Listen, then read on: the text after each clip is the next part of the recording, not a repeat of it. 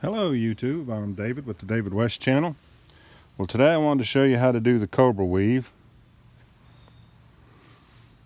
which you've seen me do here on the channel, but I've never done a tutorial on it. It's a beautiful weave.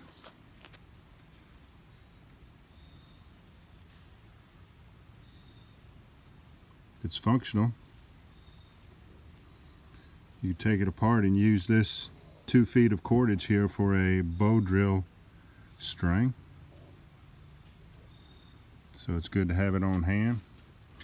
And if you'll notice, I've got this through the hole, but you can also just do your Cobra weave, leave a long loop, and just slide it through the hole. Let me show you.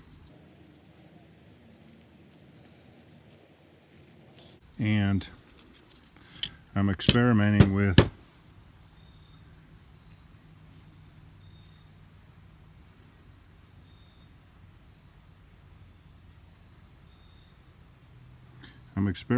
not melting this to the weaves like we did here.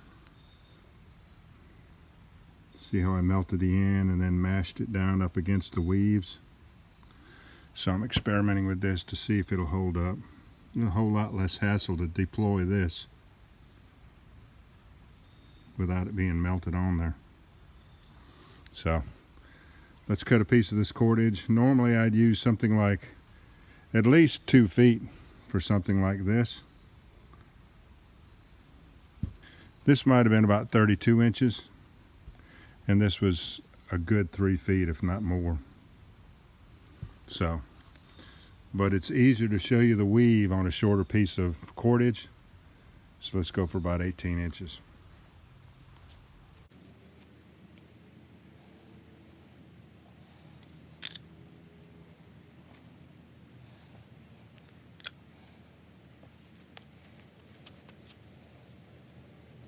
Don't need to seal the end until we get done with the Cobra weave, but rather than have it fray on me, I think I will go ahead and seal it.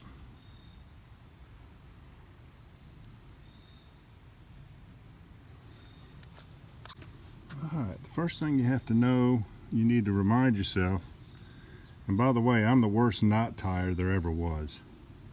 So I may be the perfect person to show you this weave, especially if you're like me. First thing you need to remember is you're weaving back towards the loop. That's the first thing that confused me, is to orient it like this to figure out how much weave I wanted, how much loop I wanted, and then to, plan ahead to have that, to have enough up top to weave with. So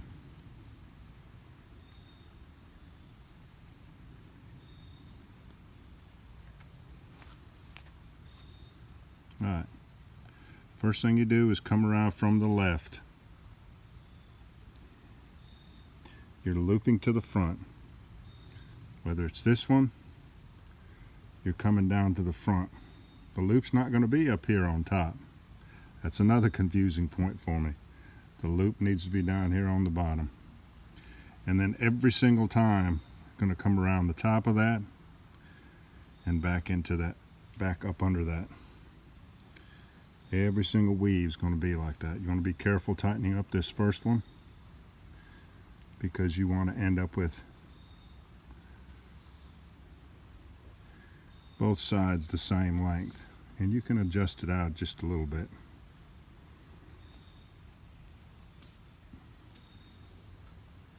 That's pretty close.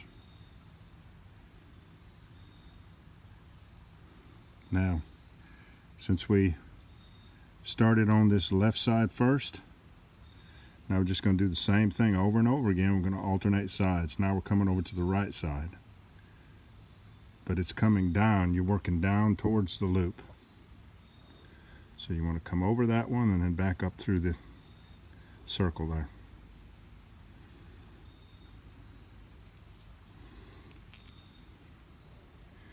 And whether you have a very long cordage or something short like this, you're just going to keep alternating sides. Alright, since we did the right side last time, we'll do this left side now. And even that is something that I can't remember. I can't remember from one weave to the next which side I started on, because I'm so concentrating on getting it right. So the best way that I found to tell which side loops over next is, you see this line coming across here and looking like it wants to circle around to the back, and then this line looks like it wants to circle around this way. That's actually what I look for. I always look for this one. It looks like it wants to circle to the back, because that's the one that comes over. Once again, you're coming over this line and back up through the hole.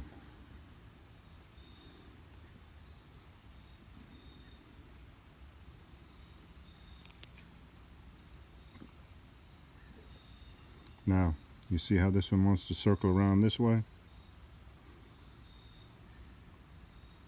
Of the two, this looks like it wants to come this way.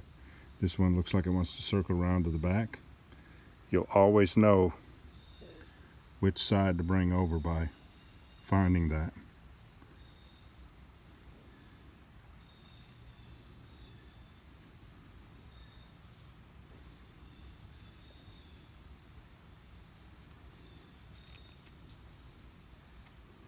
Now it's over on this side.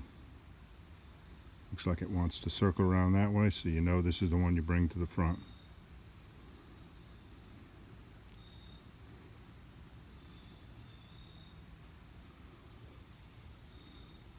Sometimes this will get kind of turned and twisted. It's okay to dress it up. It's okay to pull it this way, tighten it up this way, and to manipulate it and mold it and fashion it. Alright, so you see clearly which one comes around to the front. It's this one.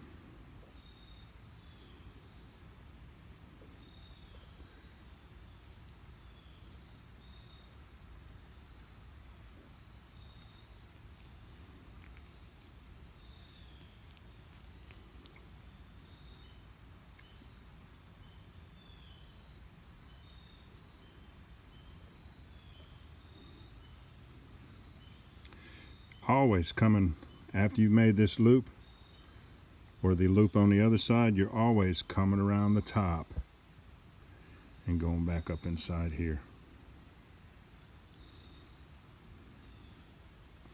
Doesn't matter which side you're on. And of course, the shorter that these get, the more challenging that it gets. You could use pliers, or you could use your teeth to tighten them up. So this is going to be our last one here, because we're running out of cordage. And if you struggle with it, if you just work with it, you can get some of these short ones to go. Now, you could leave it like that. That would only be 18 inches of cordage. That wouldn't really be enough for a bow drill. You could leave it like this and stick it in here.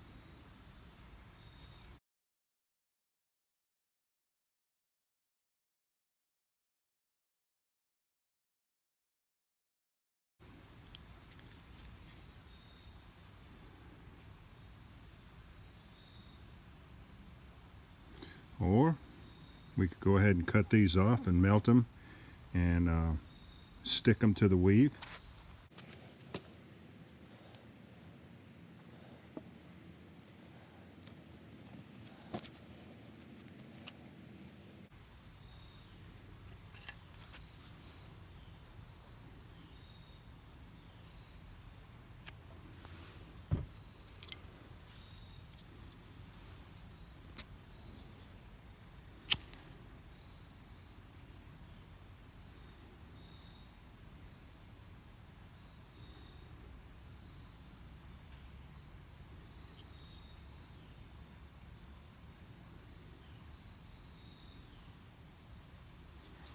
Get on this side of the camera so you can see what's going on.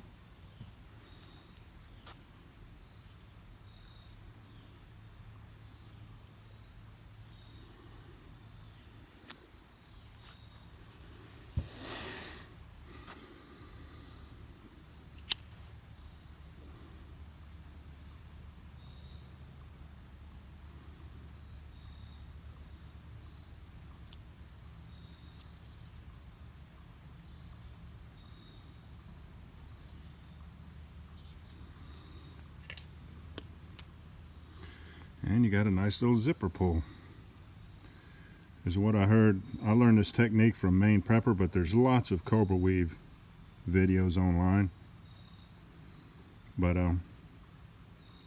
Maine Prepper's video on the Cobra weave, he said you're going to get so fascinated with making these zipper pulls that you're going to put it on the zipper of your pants. You're going to have it on your drawer pulls. You're going to have it everywhere. So they're fun to make.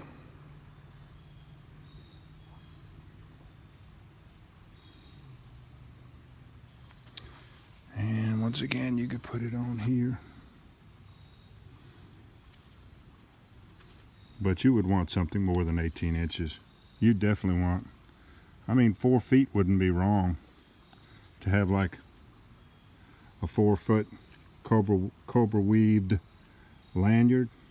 Then you'd have some cordage with your folding saw all the time. All right, y'all. I appreciate you joining me on this one. We'll catch you on the next one.